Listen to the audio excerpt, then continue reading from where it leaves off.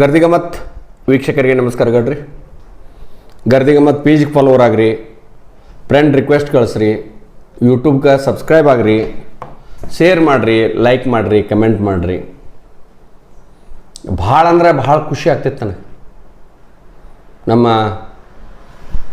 ಗರ್ದಿಗಮ್ಮತ್ ವಾಹಿನಿಯೊಳಗೆ ಬಂದದ್ದು ಹೆಂಗೆ ಇಂಪ್ಯಾಕ್ಟ್ ಆಗ್ತಾವ ಅನ್ನೋದು ಒಂದು ಎರಡೇ ಉದಾಹರಣೆ. ಇವತ್ತು ಅಧಿವೇಶನದಾಗ ಇದನ್ನು ನಾವು ರಾಜ್ಯದ ಮುಖ್ಯ ಕಾರ್ಯದರ್ಶಿ ಶಾಲಿನಿ ರಜನೀಶ್ ಅವರಿಗೆ ಒಂದು ನಮ್ಮ ಬೆಳಗಾವಿ ಮಹಾನಗರ ಪಾಲಿಕೆ ಮತ್ತು ಸೂಪರ್ ಸ್ಪೆಷಾಲಿಟಿ ಹಾಸ್ಪಿಟಲ್ ಬಗ್ಗೆ ಅದು ಆತು ಸ್ವಲ್ಪ ಒಂದು ಎಪಿಸೋಡ್ ಮಾಡಿದ್ದು ನಾವು.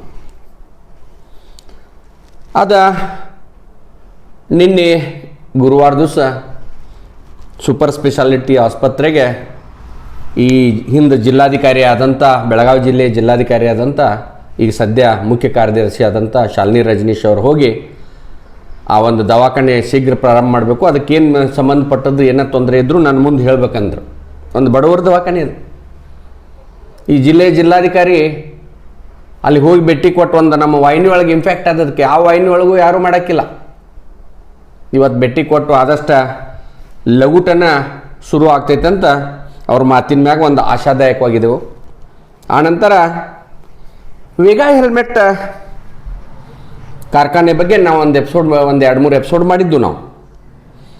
ಆಮ್ಯಾಗ ಅರ್ಜಿಯನ್ನು ಕೊಟ್ಟಿದ್ದು ನಾವು. ನಿನ್ನೆ ಒಂದು ಕೆರೆ ಕೋಟೆ ಇನ್ಸ್ಪೆಕ್ಷನ್ ಮಾಡೋತ್ನಾಗ ಈ ಮುಖ್ಯ ಕಾರ್ಯದರ್ಶಿ ಶಾಲಿನಿ ರಜನೀಶ್ ಅವರ ಕಮಿಷನರ್ ಶುಭಾ ಅವ್ರನ್ನ ಲೆಫ್ಟ್ ರೈಟ್ ತೊಂದಾರ. ನೀವು ಇಷ್ಟು ದೊಡ್ಡ ಕಂದಾಯ ಬರುವಂಥದ್ದನ್ನ, ರೆವಿನ್ಯೂ ಬರುವಂಥದ್ದನ್ನ ಯಾಕೆ ನೀವು ಇನ್ನೂ ಮಟ್ಟ ಮಾಡಿಲ್ಲ? ಸಂಬಂಧಪಟ್ಟಂಥ ರೇಷ್ಮಾ ತಾಳಿಕೋಟಿ ಉಪಯುಕ್ತ ಕಂದಾಯ, DG ಕೋರಿ ಕಂದಾಯ ಅಧಿಕಾರಿ, PB ಮಂತ್ರಿ ಸಹಾಯಕ ಕಂದಾಯ ಅಧಿಕಾರಿ, ಮಲ್ಲಿಕ್ ಗುಂಡಪ್ಪನವ್ರ ಬಿಲ್ ಕಲೆಕ್ಟ್ರ, ಇವ್ರನ್ನ ಏನಾರೇ ಮಾಡಿದನ್ನ ಇವ್ರನ್ನ ಇವ್ರ ಮ್ಯಾಗ ತೀವ್ರವಾದ ಆ್ಯಕ್ಷನ್ ಅಂದ್ರೆ ಮನಿ ಕಳಿಸ್ಬೇಕು ಅನ್ನೋ ಲೆಕ್ಕದಾಗನ ಮಾತಾಡಿದಾರಂತ. ಅವರಿಗೆ ಈ ರಾಜ್ಯದ ಮುಖ್ಯ ಕಾರ್ಯದರ್ಶಿ ಆದಂಥ ಶಾಲಿನಿ ರಜನೀಶ್ ಅವರಿಗೆ ಎಷ್ಟು ಧನ್ಯವಾದ ಹೇಳ್ರೂ ಕಡಿಮೆನ. ಮೊನ್ನೆ ಇನ್ನೊಂದು ಹೇಳಿದ್ದೀನಿ ನಾನು, ಈಗಾಗಲೇ ಇದ್ರ ಬಗ್ಗೆ ಒಂದು ಶೋಕಾಸ್ ನೋಟಿಸು ಕೊಟ್ಟಿದ್ದಾರೆ. ಇವ್ರ ಮ್ಯಾಗ ಆ್ಯಕ್ಷನ್ ತೊಗೋಬೇಕು, ಶೋಕಾಸ್ ನೋಟಿಸ್ ಕಮಿಷನರ್ ಅವ್ರು ಕೊಟ್ಟಿದ್ದಾರೆ ಇವ್ರ ಮ್ಯಾಗ. ಬರೀ ಶೋಕಾಸ್ ನೋಟಿಸ್ ಕೊಡೋದ್ರಿಂದ ಏನೂ ಆಗೋದಿಲ್ಲ.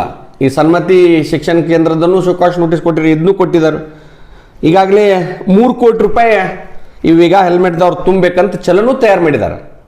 ನಾನು ಈ ಕಂದಾಯ ನಿರೀಕ್ಷಕ ಉಪಾಯುಕ್ತರಾದಂಥ ರೇಷ್ಮಾ ತಾಳಿಕೋಟೆಯವರು 1 ಲಕ್ಷ, 2 ಲಕ್ಷ, 3 ಲಕ್ಷ ಇದ್ದವ್ರದ್ದು ಕೀಲಿ ಹಾಕ್ತಾರೆ. ನೀವು 3 ಕೋಟಿ ರೂಪಾಯಿದವ್ರಿಗೆ ಶೋಕಾಸ್ ನೋಟಿಸ್ ಕೊಟ್ರೆ, ಇವತ್ತು ನೀವು ತುಂಬಬೇಕಂತೇಳಿ ಚಲನ್ ಕೊಟ್ಟರೆ ಅಂದ್ರೆ ಮತ್ತೆ ಅವ್ರು ಕೋರ್ಟಿಗೆ ಹೋಗ್ತಾರೆ. ಅವ್ರಿಗೆ ಅನುಕೂಲ ಮಾಡಿ ಕೊಡಬೇಡ್ರಿ. ಕೀಲಿ ಹಾಕುವಂಥ ಒಂದು ವ್ಯವಸ್ಥೆನ ನೀವು ಮಾಡ್ಬೇಕು. ರೇಷ್ಮಾ ತಾಳಿಕೋಟೆಯವರ ಕಮಿಷನರ್ ಶುಭಾ ಅವರ ಈ ಅಧಿವೇಶನ ಮುಗಿಯೋದ್ರೊಳಗೆ ನೀವು ಮಾಡ್ಬೇಕಂತ ಗರ್ದಿಗಮ್ಮತ್ ಆಗ್ರಹ ಮಾಡ್ತೈತೆ. ಅದೇ ರೀತಿ ಟಿಳಕವಾಡಿ ಕ್ಲಬ್ ಬಗ್ಗೆನೂ ಕೂಡ ಇವತ್ತು ಅದೊಂದು ಮನರಂಜನಾ ಕ್ಲಬ್. 1931ರಿಂದ ಇಲ್ಲಿ ಮಠ ₹1 ಭೂ ಬಾಡಿಗೆ ಇಲ್ಲ ನಿಮ್ಮದು.